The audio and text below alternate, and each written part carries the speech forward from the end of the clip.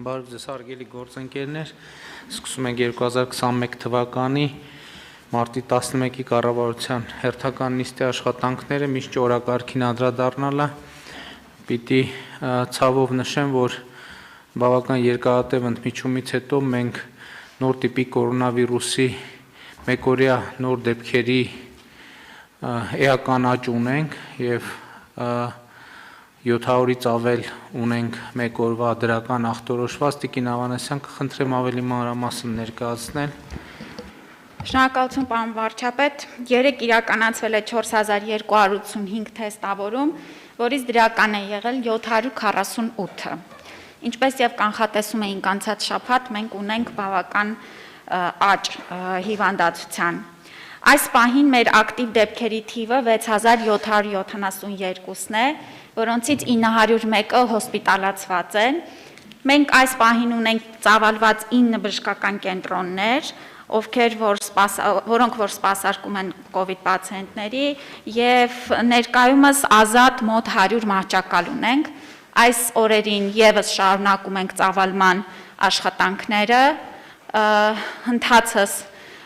տեսնելով աճի տեմպը, բայց ուզում եմ զգուշացնել, որ իհարկե մահճակալների թիվը անսպառ չէ եւ պետք է ամեն ինչ անել, որպեսզի մեր հիվանդների թիվը ավել չլինի այն կարողություններից, որոնք որ մենք ունենք եւ չունենանք էլի պացիենտներ, ովքեր որ հիվանդ կլինեն, տանը կմնան եւ հնարավորություն չեն ունենա հոսպիտալացվելու։ Ամեն դեպքում այդ խնդիրը լուծելու ձևը եւ տարբերակը այն է, որ մենք բոլորս հակահամաճարակային կանոնները մաքսիմալ պահենք եւ պետք է մեր խնդիրը լինի, որ մենք շարժվենք այն ճանապարհով, որ լրացուցիչ սահմանափակումներ սահմանելու անհրաժեշտություն չլինի։ Ես խնդրում եմ կոչ եմ անում մեր հանրությանը, մեր ժողովրդին առանձնահատուկ ուշադրություն դարձնել խնդրի վրա, որովհետև մեզնից յուրաքանչյուրի անհատական մոտեցումը էական նշանակություն է ունենալու այս հարցում, ինչ վերաբերում է առողջապահական հզորությունների ծավալմանը, մենք նախկինից արդեն ըստ էության գործող պլան ունենք եւ այդ պլանով կառաջնորդվենք։ Խնդիրն այն է, որ եկեք ամեն ինչ անենք, որպեսզի այդ նախկին առավելագույն ծավալման անհրաժեշտությունը ուղղակի չլինի եւ դա կախված է մեզնից։ Շատ լավ հարգելի գործընկերներ, առաջարկում եմ անցնել այսօրվա նիստի օրակարգի հաստատմանը, օրակարգի վերաբերյալ առաջարկություններ, դիտողություններ կան, չկան, ըստ այդմ օրակարգը դրվում է քվեարկության, ովքեր են կողմ հաստատմանը, դեմ չունենք, օրակարգը հաստատված է, քննարկում ենք չզեկուցվող հարցերի փաթեթի վերաբերյալ առաջարկություններ, դիտողություններ, համեցեք։ Շնորհակալ եմ պարոն վարչապետ, 17-րդ հարցը ֆինանսների նախարարության ներկայացվելիք հարցն է, չեմ առաջարկում քննարկվող դարձնել, բյուջեին առնչվող հարակից օրենքներում փոփոխության նախագծերն է, ուղղակի խնդրում եմ վերաբերմունք արտահայտել առաջարկվող փոփոխության, որովհետև ինքը ենթադրում էր, որ անցյալ տարի կընդունվի, հիմա անցումային դրույթներով առաջարկում ենք, որպեսզի հունվարի 1-ից հետո այս տարվա ցակող հարաբերությունների վրա ազդեցություն ունենա, առաջարկում եմ ուղղակի այս խմբագրությամբ իր նկատմամբ վերաբերմունք արտահայտել, շնորհակալ եմ։ Եթե ընդունվի, համեցեք պարոն Հովհաննիսյան։ Շնորհակալություն պարոն վարչապետ, 13-րդ հարցը չեմ առաջարկում զեկուցող։ Մի րոպե, մինչ ձեր ասած հարցին անդրադառնալը, եթե այսինքն չզեկուցող հարցերի փաթեթի մեջ է ընդունվեց, դրանով վերաբերմունքը կարտահայտվի, այլ վերաբերմունքի անհրաժեշտություն կա։ Պարոն վարչապետ, ուղղակի դրված տարբերակը խմբագրվածը չի, խոսքը դրան էր վերաբերվում, որ խմբագրությամբ դες ներկայացվի ստորագրությունը։ Շնորհակալ եմ։ Խնդրեմ պարոն Հովհաննիսյան։ Խոսքս 13-րդ հարցի վերաբերյալ է, պարոն վարչապետ, այնտեղ մի փոքր խմբագրում կատարելու անհրաժեշտություն կա, խնդրում եմ խմբագրված տարբերակով ընդունել։ Տեխնիկական բնույթի հարց։ Առարկություններ կան, չկան առարկություններ, ընդունեցինք ի գիտություն, այլ չկան այլ առարկություններ եւ առաջարկություններ, ըստ այդմ չզեկուցվող հարցերի փաթեթը դրվում է քվեարկության, ովքեր են կողմ փաթեթի ընդունմանը, դեմ չունենք, փաթեթը ընդունված է, քննարկում ենք զեկուցվող հարցերը, հարց համար 11 Engine Projects Compact բաժնի տնտեսական ընկերությանը Էկոս ազատ տնտեսական գործու շահագործողների ռեեստրում ներառելու մասին հարցը։ Զեկուցող էկոնոմիկայի նախարար Վահան Քերոբյան։ Խնդրեմ պարոն Քերոբյան։ Հարգելի գործընկերներ, այս նախագծով առաջարկվում է Էկոս ազատ տնտեսական գոտում ներառել Engine Project.com փակbaşıն տիրական ընկերությանը որպես շահագործող։ Այս ընկերությունը զբաղվում է ծրագրային ապահովման պրոդուկտներ արտադրելով, մասնավորապես ERP համակարգեր շինարարական ընկերությունների, CRM համակարգեր մեծ ընկերությունների համար։ Պլանավորում են 11 աշխատակից ունենալ բարձր վարձատրվող։ Ընդհանուր առմամբ Էկոս ազատ տնտեսական գոտու մասին կարող եմ ավելացնել նաև այն, որ այս պահին կա 8 շահագործող, որից ակտիվ են ընդամենը 3-ը, բայց այս տարվա սկզբից էական հրազդանում գտնվող այս ազատ տնտեսական գոտին ընդհանուր առմամբ ծառայություններ մատուցող ընկերությունների համար հարմար ազատ տնտեսական գոտի է, բայց այս տարվա սկզբից արդեն եւս 3-4 ընկերություն դիմել են, զգացվում է էական ակտիվություն, խնդրում եմ հաստատել։ Շատ լավ, սա նշանակում է, որ ըստ էության թվային տեխնոլոգիական ոլորտի ընկերությունները ծավալվում են նաև դեպի մարզեր եւ սա շատ կարեւոր է, որ Երևանում միայն կենտրոնացած չլինեն, այստեղից բխող սոցիալ-տնտեսական եւ կրթական արդյունքներով եւ կարծում եմ պետք է մենք էլ ամեն ինչ մտածենք, որպեսզի քաջալերենք ընկերություններին, IT ոլորտի ընկերություններին, տեխնոլոգիական, որպեսզի մարզերում ավելի ակտիվ գործունեություն ծավալեն։ Այդ առումով շատ կարևոր նախագիծ եմ համարում։ Խնդրեմ հարցեր։ Չկան հարցեր, ըստ այդմ դրվում է քվեարկության, ովքեր են դեմ որոշման ընդունմանը։ Դեմ չկա, որոշումն ընդունված է։ Քննարկում ենք հարց համար 14-ը Հայաստանի Հանրապետության Հարկային օրենսգրքում փոփոխություններ եւ լրացում կատարելու մասին Հայաստանի Հանրապետության օրենքի նախագիծ զեկուցող Պետական եկամուտների կոմիտեի նախագահ Էդվարդ Հովհաննիսյան։ Խնդրեմ, պարոն Հովհաննիսյան։ Շնորհակալություն, պարոն վարչապետ, առաջարկվող նախագծով Հարկային օրենսգրքում լրացումներ եւ փոփոխություններ կատարելու վերաբերյալ նախագծով առաջարկվում է ավելացված արժեքի հարկի վերադարձի ժամանակաշրջան նախատեսել ամսական յուրաքանչյուր հաշվետու ամիսը գործող եռամսյակի փոխարեն։ Նպատակ ունենալով կատարելագործել ավելացված արժեքի հարկի վճարման ընդհանուր գործընթացը, նշված առաջարկը հնարավորություն կտա տնտեսվարողներին չսպասել մինչև եռամսյակի ավարտը եւ ամսական արդյունքներով հետ ստանալ սահմանին վճարված կամ ներքին տնտեսության մեջ վճարված ավելացված արժեքի հարկի գումարները։ Առաջարկվող կարգավորումներով յուրաքանչյուր ամսվան հաջորդող յուրաքանչյուր ամսվա վերաբերյալ ներկայացված ավելացված արժեքի հաշվարկի հաջորդ օրը տնտեսվարողները կարող են ներկայացնել ավելացված արժեքի հարկի վերադարձի վերաբերյալ դիմումներ, գործող կարգավորմամբ նշեմ, որ այդ ժամկետը յուրաքանչյուր եռամսյակին հաջորդող ամսվա 21-ի դրությամբ է։ Սա նույնպես լավ հնարավորություն է ավելի արագ տնօրինել գումարները։ Նշված կարգավորումը նպատակ է հետապնդում ավելի պարբերաբար եւ ավելի արագ հնարավորություն տալ տնտեսվարողներին տնօրինել շրջանառու միջոցները եւ այն ներարկել դեպի տնտեսություն։ Միաժամանակ պարզեցված ընթացակարգով ավելացված արժեքի հարկի վերադարձի եռամսյակի համար նախատեսված 40 միլիոն դրամ սահմանաչափը նախատեսվում է յուրաքանչյուր ամսվա համար եւ ըստ էության եռամսյակային կտրվածքով այդ հնարավորությունը պարզեցված ընթացակարգով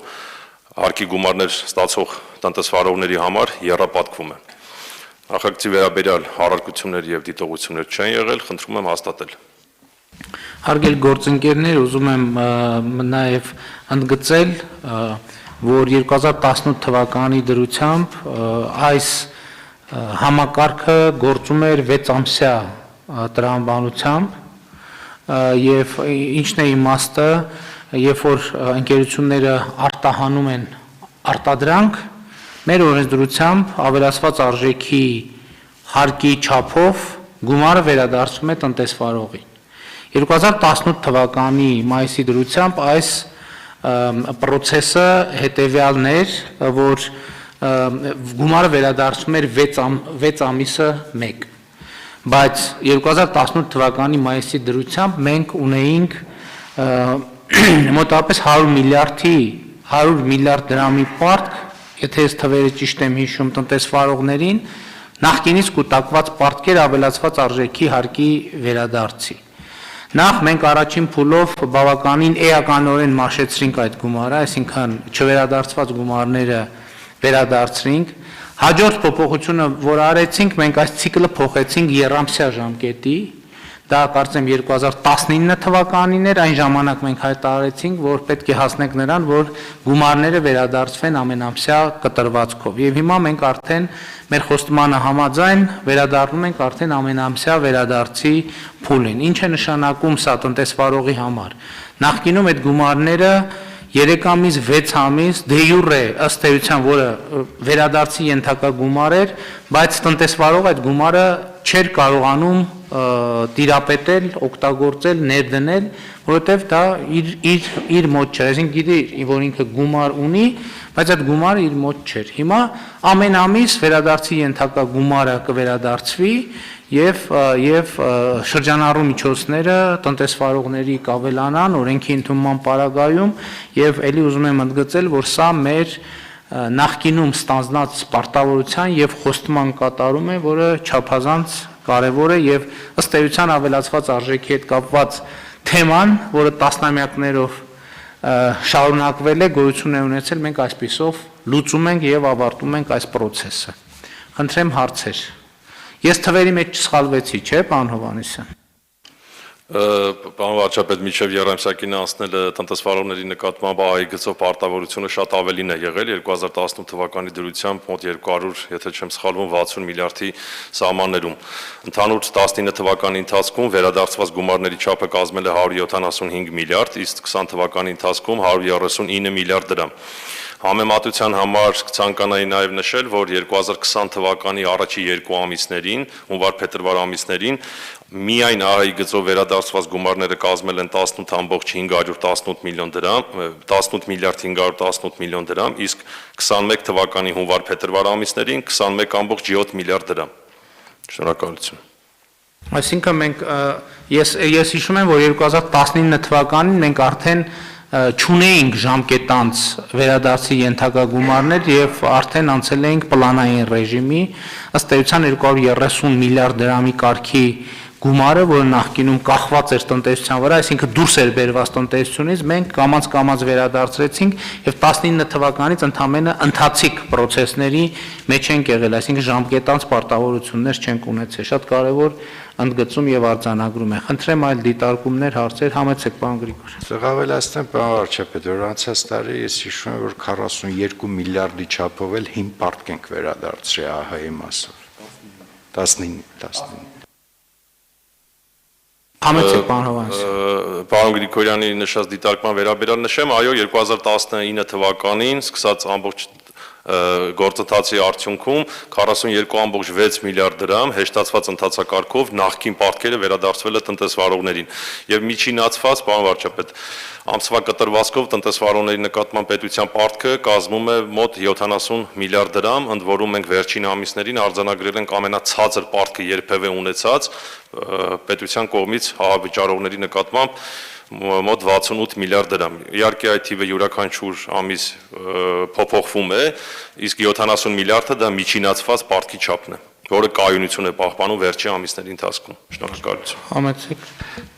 Պարոն վարչապետ, այդ դեպքում մեծ պատկերից էլ խոսենք, որովհետև սա իրականության մեջ մասնավոր հատվածի համար միջոցների ներգրավման ծախսերի էական կրճատում է, որովհետև նախորդ տարի մենք նաև շահութարկի կանխավճարի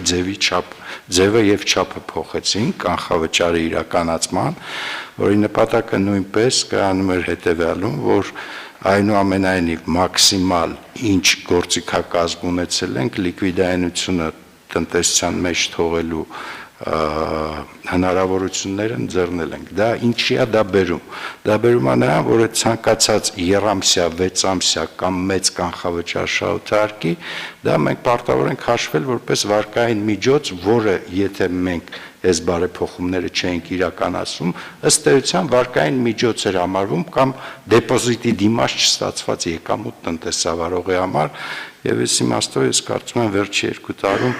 բավականին լուրջ բաներ ենք փոփոխել, որպեսզի այդ միջոցների ներգրավման ծախսերը ըստ էության չեզոքացվի մասնավոր հատվածում։ Դուք նկատի ունեք, որ եթե այդ գումարները ըստ էության եթե չվերադարձվեին, մարդիկ ստիպված էին լինելու գնալ բանկից վարկ վերցնել կամ որևէ այլ միջոց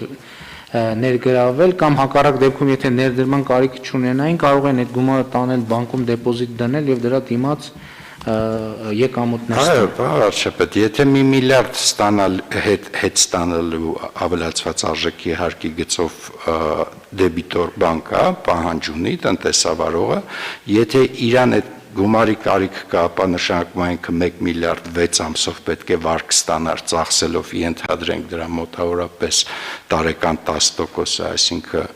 դա կկազմեր առնվազն 50 միլիոն դրամ ծախս, կամ իսկ եթե ինքը դրա կարիք չունի, ինքը կարող է դա 6 ամսով կարող է դեպոզիտ դնի ու ստանալ ենթադրենք 40 միլիոն հավելյալ եկամուտ։ Այսինքն ուզում եմ ասեմ, սա բացարձակ տեխնիկական չի, սա լրջագույն, կարծում եմ, բարեփոխում է։ Այո, սա ֆունդամենտալ փոփոխություն է, որը տնտեսվարողները իհարկե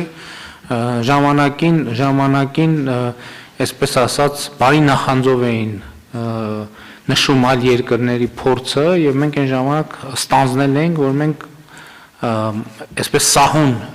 գրաֆիկով կգնանք եւ այս հարցը կլուծենք։ Եվ նաեւ 2019 թվականին, այո, մենք ժամկետանց պարտքեր ընդհանրապես մարեցինք բյուջեի լրացուցիչ եկամուտների հաշվին։ Խնդրեմ, պարոն Քերոբյան։ Այստեղ խնդրի կարևորությունը նաև ընդգծում է նրանով, որ այս գործընթացը հիմնականում վերաբերվում է արտահանողներին, այսինքն այն մարդկանց, ովքեր արտահանմամբ են զբաղվում եւ այդ առումով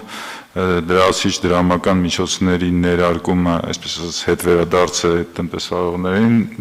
նաև խթանում է արտահանման աճին եւ պետք է նաև ասել, որ իրականում դրամային միջոցների ներարկման եւ համախառն ներքին արդյունքի էլաստիկությունը իրարից շատ ակնհայտ է, այսինքն սա ուղիղ ազդեցություն ունենալու հնայի վերականգնման վրա։ Ես էլի շատ ճիշտ դիտարկում արեցիք, ես ուզում եմ հիշեցնել, որ մենք կառավարության ծրագրում ընդգծել ենք, որ մենք ուզում ենք ունենալ արտահանմանը միտված տնտեսություն եւ հետեւաբար այսպիսի խթանների գոյությունը հենց այն քայլերից մեկն է, որ լրացուցիչ խթան պիտի տա տնտեսվարողներին եւ աջակցություն լինի տնտեսվարողներին, որպեսզի արտահանումը առավել հետաքրքրական ուղղություն դառնա։ Պարոն Հովհաննիսյան, բանն եք ավելացնելու համեցեք։ Վարչապետ, ուղղակի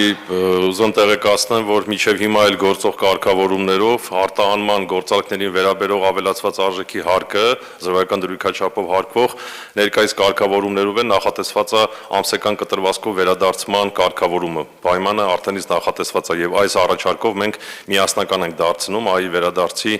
մեխանիզմը։ Եվ որպես մեխանիզմի զարգացման հետագա ուղղություն մենք քննարկում ենք ներկայումս նաև սահմանին վճարվող ավելացված արժեքի հարկի վերացման առաջարկները, ինչը իրենից շատ ավելի լավ եւ խթանիչ պայմաններ կստեղծի տնտեսվարողների համար, այսինքն ապրանքների մաքսազերծման գծով ավելացված արժեքի հարկ սահմանին չվճարեն։ Սակայն հաշվի առնելով ներկայիս վարչարական ռիսկերը եւ այն հնարավոր առաջացող խնդիրները, որոնց զսպման ուղղությամբ պետք է վարչարությունը կատարելագործել, այս փուլում դեռևս որպես վարչարություն իրականացնող մարմին նպատակահարմարություն չեն գտնում։ Դա մի փոքր ավելի ուշ, երբ որ կհասնենք հարկային կարգապահության համապատասխան մակարդակի։ Շնորհակալ։ Այո, բայց դա էլ պետք է արվի անպայման եւ մենք հետեւականորեն պետք է նաեւ այդ դրամատուրգությունը մտցնենք։ Պարոն Ջանջուղազյան, խնդրեմ, բանն։ Շնորհակալ եմ։ Հավանաբար այս քննարկումը նաեւ ուղերձ է մեր գործընկերներին, տնտեսավարողներին, որ այս բոլոր դրական փոփոխությունների արդյունքի հաստատումը կամ վկայությունը ակնկալում է, որ պետք է լինի արտադրողականության բարձրացումը եւ մեր տնտեսական բոլոր ցուցանիշների դրական զարգացումները, այլապես ինքնանպատակ կլինի, հետեւաբար մենք ինչ որ ժամանակ հետո ենթադրվում է, որ պետք է բոլորս իրար հետ կարողանանք ճաշակել արդյունքները այս կատարված փոփոխությունների։ Սա այլ կերպ ասած ուղերձ է մեր տնտեսավարողներին, որ այդ միջոցները լավագույն եղանակով օգտագործվեն մեր տնտեսության արտադրողականության բարձրացման համար, որը լավանալու շատ տեղ ունի։ Շնորհակալ եմ։ Շատ լավ, վերջերս հրապարակվել էր, թե չէր հրապարակվել, համենայն դեպս ինձ ուղարկվել է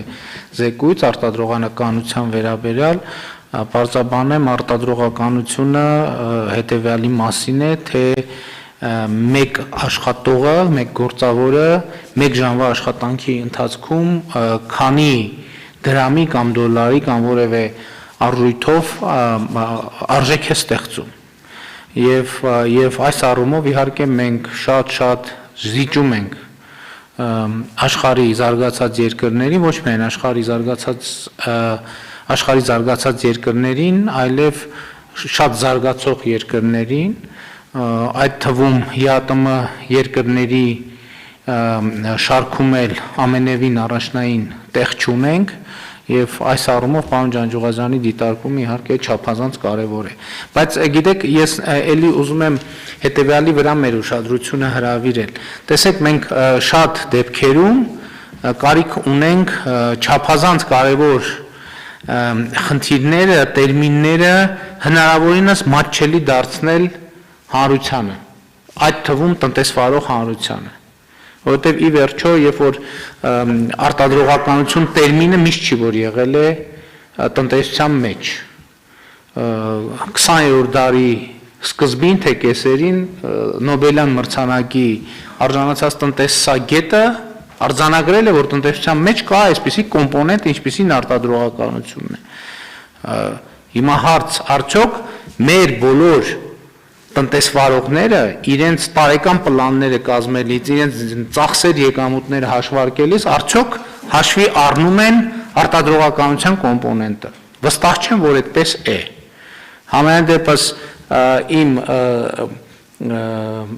գործընկերներից մեկը վերջերս, երբ որ մի քննարկում էինք ունենում, ինքը պատմում էր իր փորձի մասին, երբ որ իրենց ընկերության գործերը այդքան էլ լավ չէին գնում, իրենք չէին հասկանում, թե ոնց որ ամեն ճիշտ են անում, ինչի գործերը առաջ չեն գնում։ Եվ երբ որ օտարերկրյա խորհրդատուներ են հրավիրել, առաջին հարցը եղել է ձեր արտադրողականության ցուցանիշը ինչպիսին է, եւ պարզվել է, որ ընկերությունում ոչ մեկ դրա մասին չի լսել ընդհանրապես, այդ ինչ է այդ արտադրողականության ցուցանիշը։ Եվ ընկերության առողջացման գործընթացը սկսվել է արտադրողականության ցուցանիշից։ Ասենք խոսքը տվյալ դեպքում սուպերմարկետի մասին էր, որտեղ արտադրողականության ցուցանիշը հետևյալն էր, թե մի աշխատողը, մի վաճառողը մի ժամում քանի հաճախորդի է սպասարկում։ Այսինքն մի հաճախորդի սպասարկելու համար քանի աշխատող են իրենք պահում։ Եվ սրանից բխող ես նկատի ունեմ, պարոն Ջանջուղազյան, ինչպես մենք թվայնացման ոլորտում ենք խոսում, այնպես էլ մենք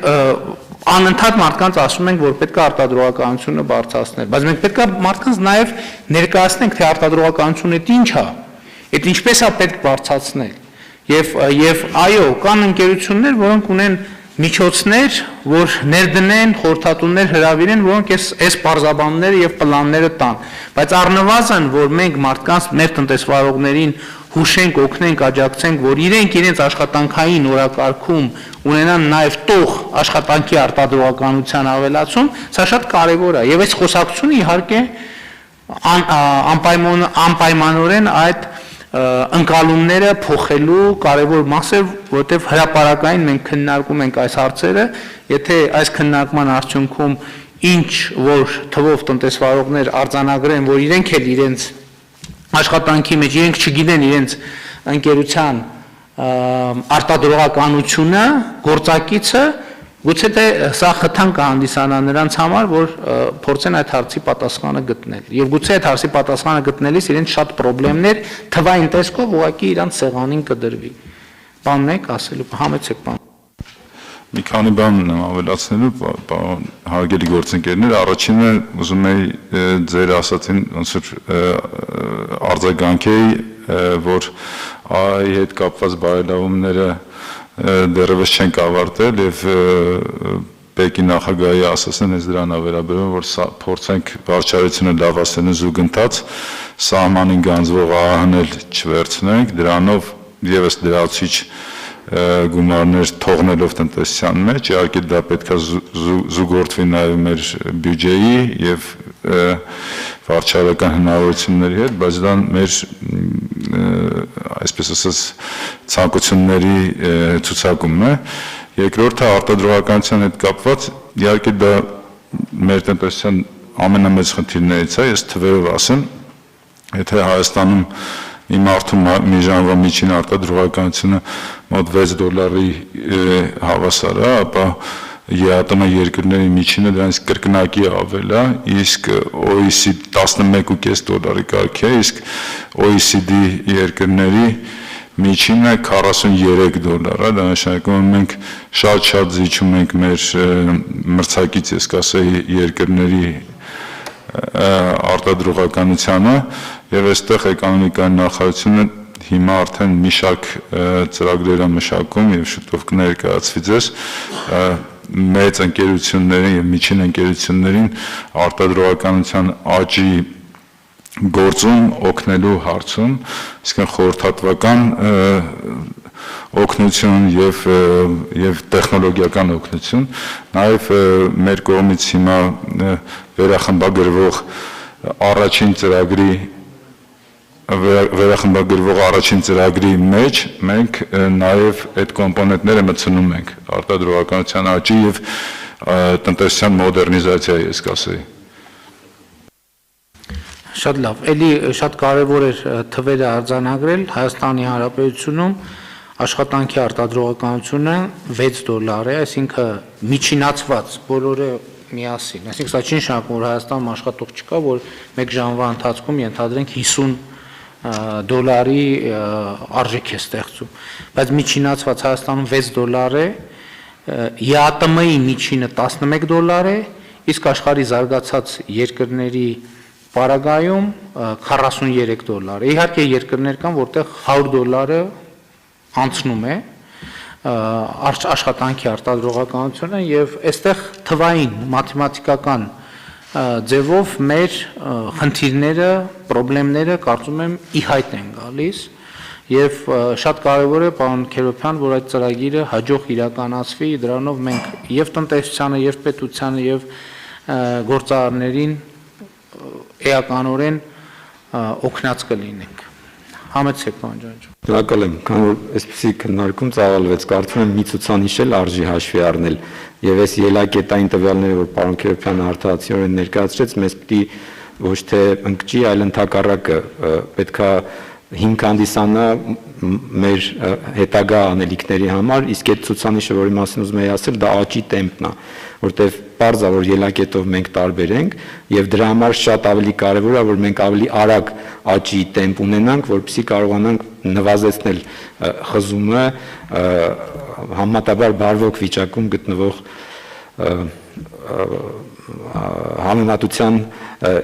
համեմատության այդ ցուցանիշների համատեքստում ու այս տեսակետից այդ աճի տեմպը նույնպես ցավոք սրտի առայժմ համեստ է մեր ունեցածը, որտեվ այդ նույն զեկույցը ինչի մասին որ դուք հիշատակեցիք, նաև դրա արձանագրումն ունի, այդտեղ նույնպես մեծ անելիք կա, բայց նորից եմ ասում, սա ոչ թե պետք է մեզ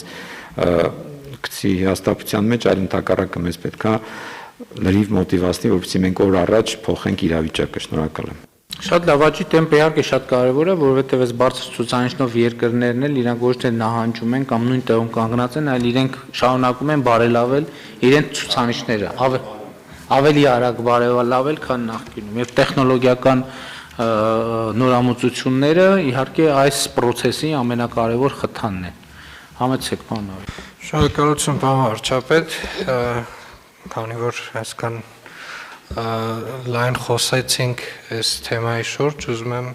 նաև մի շեշտադրում անել երկու հիմնական կոմպոնենտների մասին արտադրողականությանը վերաբերող։ Առաջինը տեխնոլոգիական գնահատման եւ տեխնոլոգիական զարգացման կոմպոնենտն է տարբեր ընկերություններում, որոնք որ էականորեն կարող են տեխնոլոգիաներ ներդնելով եւ ներգրավելով մասնագետներ համապատասխանաբար արտադրողականության էական աճապահովել եւ երկրորդ խնդիրը, որ մեզ մոտ առկա է, դա է կորպորատիվ կառավարման մշակույթի չասեմ բացակայությունը, բայց ընդհանուր առմամբ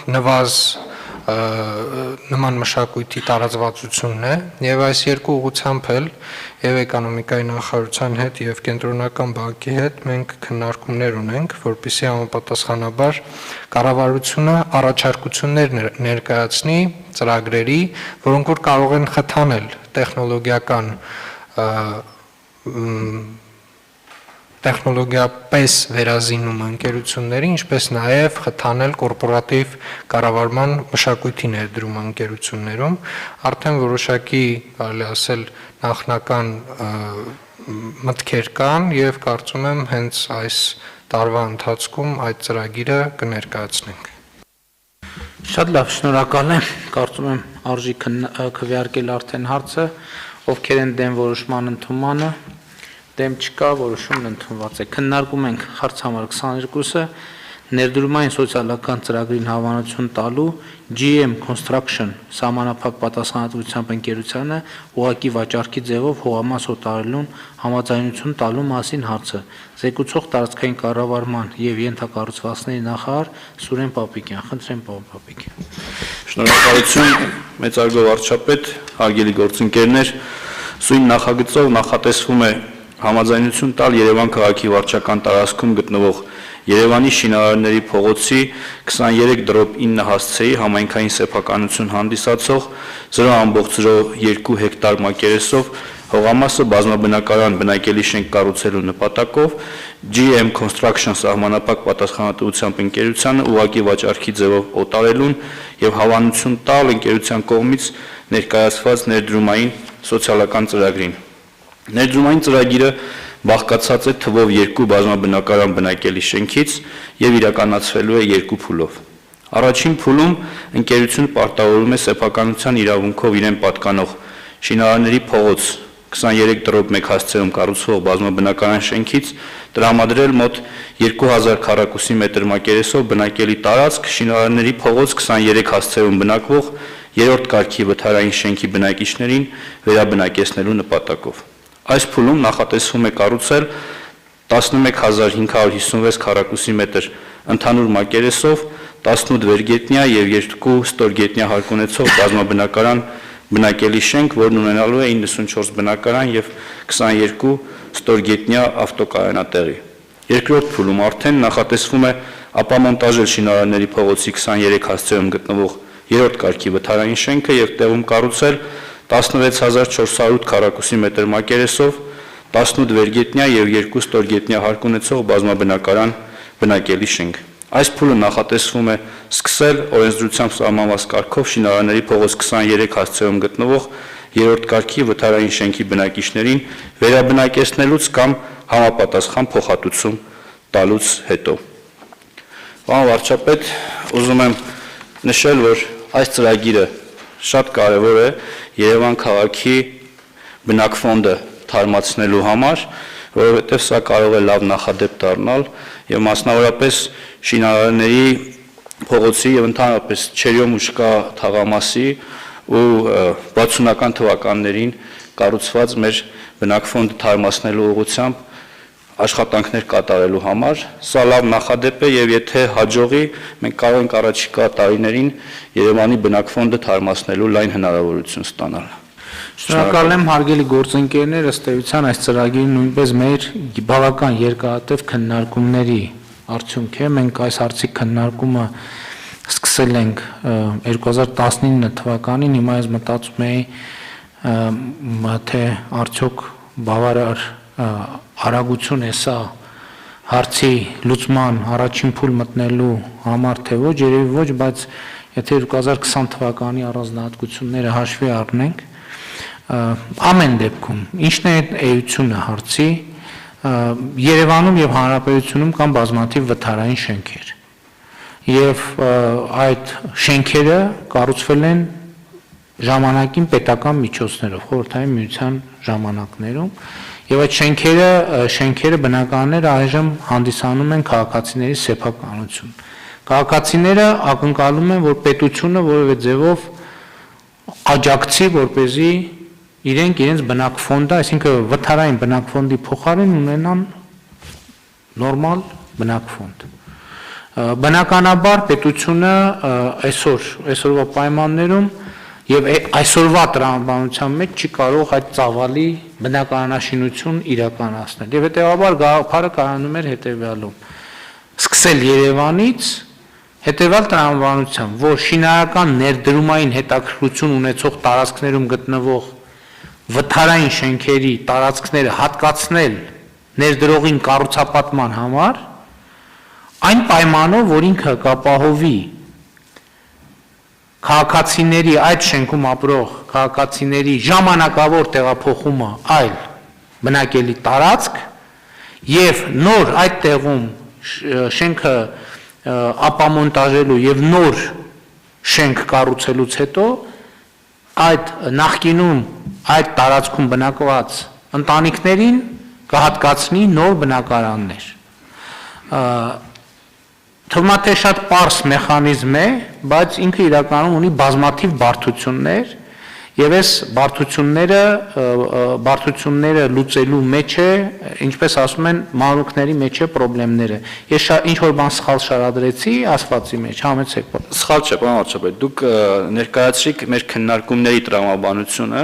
սակայն քննարկումների արդյունքում եկել ենք նրան, որ ընկերությունը եւ բնակիչը իրավահարաբերությունները իրար հետ են կարգավորում։ Բայց նաեւ պայման կա, որ պիտի քաղաքացիների պահանջները բավարարվեն կամ բնակֆոնդի տեսքով, կամ փոխհատուցման տեսքով։ Հա, այսինքն քաղաքացին կարող գումար ուզի գնա ուրիշ տեղ։ Միևնույն ժամանակ բնակելի տարածքը ժամանակավոր չի լինում, քանի որ գտնվում է նույն հատվածում, նոր կառուցվող շենքում տրամադրվում է, հետո այնտեղ լինելու է նաև խաղահրապարակ եւ այլն եւ այլն։ Ժամանակավոր բնակ տարածք չենք տրամադրում, միանգամից տրամադրում ենք կառուցված տարածքը։ Հա, ուրիշ շենք, այսինքն ինքը մի հատ շենք կառուցած պատրաստ ունենում, հա։ Այո, պարոն վարչապետ։ Հին շենքի բնակիչներին տեղափոխում պայմանավորվում է կամ այդ շենք կամ փոխհատուցում է մարդիկ գնում են ուրիշ տեղ են բնակարան ձեռք բերում եւ հին շենքի տարածքը ուղղակի ինքը վերցնում է եւ նոր կառուցապատում է իրականացնում։ Ընդհանուր առմամբ այդ տրամաբանությունը մի փոքր այլ նրբություններով։ Շատ լավ։ Եվ հիմա ծրագիրը պիտի մեկնարկի։ Եթե այս կոնկրետ ծրագիրը հաջողությամբ իրականացվեց, սա նշանակում է, որ գործարկվել է մեխանիզմ, որով առնվազն առաջին փուլում Երևանի վթարային շենքերի խնդիրը կլուծվի, իհարկե հույս ունենք, որ նաև զարգացումները կբերեն նրան, որ մենք նաև մարզերում կունենանք այսպիսի զարգացումներ, մենք մեր մարզերում նույնպես ունենք այդպիսի խնդիրներ եւ եթե մեխանիզմը սկսեց աշխատել, այդ մեխանիզմով գործնականում կարող ենք ասել, որ ռազմավարական առումով հարցը լուծման ռելսերի վրա է դրված։ Համեցեք հարցեր, դիտարկումներ, համեցեք պարոն Ջանջուղաշ։ Շնորհակալություն։ Խորհրդային տարիներին իսկապես մեծ աշխատանք անելու արդյունքում այդ խնդիրը լուծվել է եւ հասարակական հարաբերությունների փոփոխությունից հետո ցավոք մտածողությունը շարունակում է մնալ դեռ խորհրդային ժամանակահատվածի տրամաբանության մեջ եւ թեպետ կա սեփականություն եւ ճանաչված է այդ սեփականությունը նաեւ ընդհանուր բաժնեմասային, այսինքն ընդհանուր օգտագործման տարածքների համար, բայց դրա անկալումը դեռևս շարունակում է մնալ այնպես, որ դա ըստ էության պետության սեփականությունն է ավաղ, բայց ենթադրվում է, որ սա ժամանակավոր հարց է, որտեղ երբ որ այսպիսի ճանապարհով լուծումներ տրվի եւ նույն օգտագործողին, շահագործողին մոտ փոխվի վերաբերմունքը եւ ընկալումը, սա կդարձնի արդեն այդ սեփականության նկատմամբ նաեւ հոգ տանելու առիթ եւ հիմք, որտեղ այլապես մենք կունենանք այն խնդիրը, ինչ որ այսօր ունենք մշտապես, այսինքն կա այն նախկին ժամանակահատվածից մնացած ընկալում, որ պետությունը պիտի կառուցի եւ պետության միջոցով պիտի կազմակերպի ամբողջ շահագործման գործընթացը, ինչը բերել է բնակֆոնդի այսպիսի մաշվածության աշճանի, հիմա սա լավ ճանապարհ է ենթադրաբար, որպես մոդել օգտագործվի եւ հետագայում այդ խնդիրը լուծվի ոչ միայն ֆիզիկապես եւ միանվագ, այլ ինքը վերածվի ինքն իրեն աշխատող մեխանիզմի եւ հնարավորություն ունենանք ունենալ ավելի լավ ֆոնդ։ Բայց քանի որ ոչինչ հենց այնպես չի լինում, նաեւ մի խնդրի մասին եմ ուզում հիմա նշում անել, ոչ թե այս պայն հենց այս որոշման հետ կապված, այլ նաեւ առաջարկ, որ հաշվի առնվի հնարավոր հարկային հետևանքները այս ամբողջ գործարքների արդյունքում։ Արդյոք դրանք հաշվի առնված են, թե ոչ այս պահին կդժվարանամ ասել, բայց բոլոր դեպքերում պետք է դա հաշվի առնելով գործարքները մինչև վերջ հասցվի, որպեսզի հետո փաստի առաջ չկանգնենք։ Դա տեխնիկայի հարց է կարծում եմ եւ իր լուծումն ունեցող խնդիր է։ Շնորհակալ եմ։ Շատ լավ, շնորհակալ եմ պարոն Ջանջուղազյան, այլ դիտարկումներ չկան, ձեր ասացի համեցեք պարոն Ղուլիев։ Շնորհակալություն, մեծարգո պարոն վարչապետ, հարգելի գործընկերներ, կուզեի տեղեկացնեի, որ կոմիտեի կողմից իրականացված ուսումնասիրությունների եւ ձեր հանձնարարությամբ արդեն ճշտումների արդյունքում այսօր հանրապետությունում մենք ունենք 600-ից ավել 3-րդ, 4-րդ կարգի վթարային շենքեր, մոտ 95, որից մոտ 95-ը 4-րդ կարգի է։